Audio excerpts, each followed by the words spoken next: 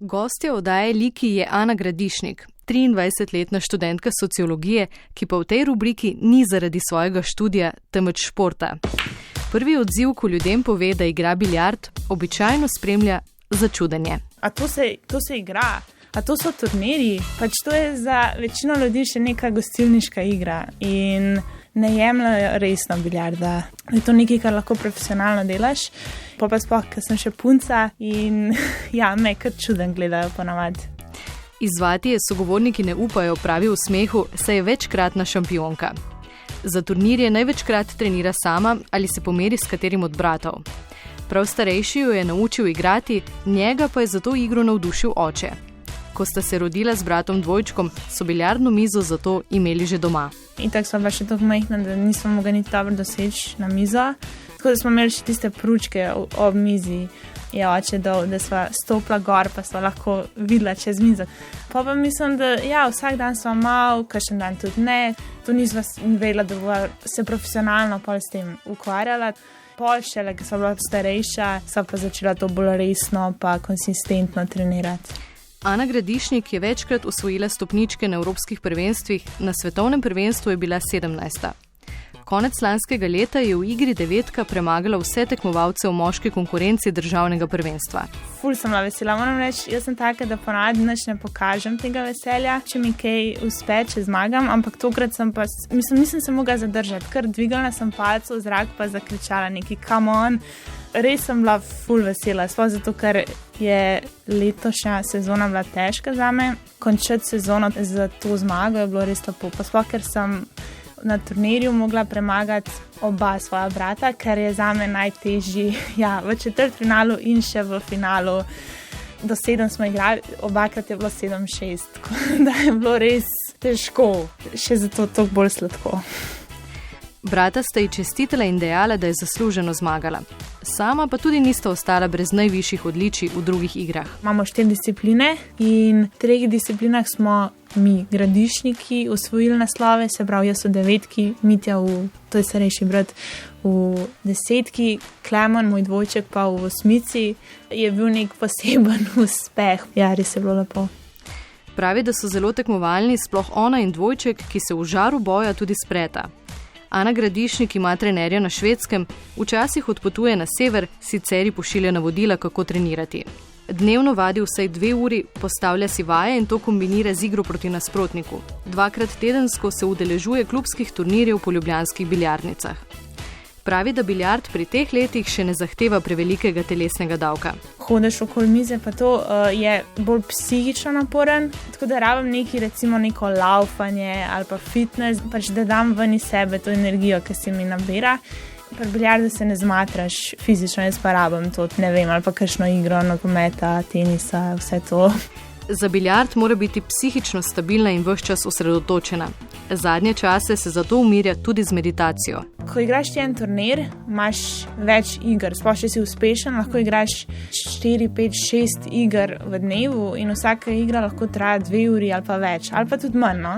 Ampak ti moraš biti res skozi koncentriran, to je konstanten fokus, nič se ne sme zmotiti, ne smeš poslušati stvari, ki se dogajajo ali pa gledati, kaj se dogaja okoli mize, ti moraš samo na mizo biti koncentriran, potem pa so tukaj še jasno živci.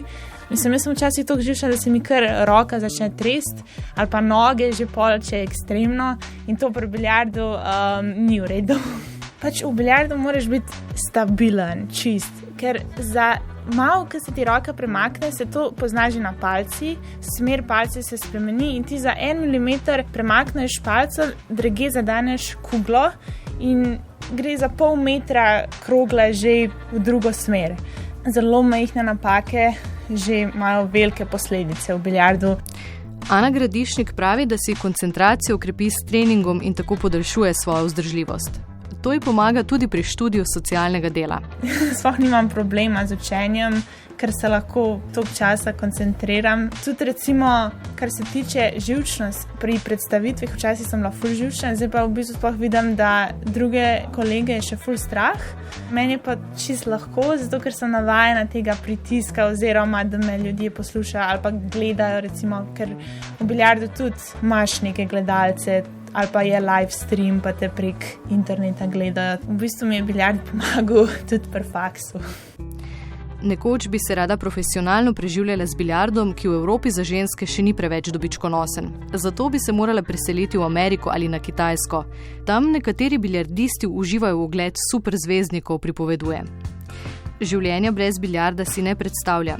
To pa ne pomeni, da si kdaj ne vzame predaha od potapljanja krogel. Tudi, če v kakej gostilni na počitnicah zagleda biljardno mizo. Jaz imam tako natrenirane možgane, da zelo hitro opazim, če je kje kakšna biljard miza, palca ali pa karkoli kakšna kugla.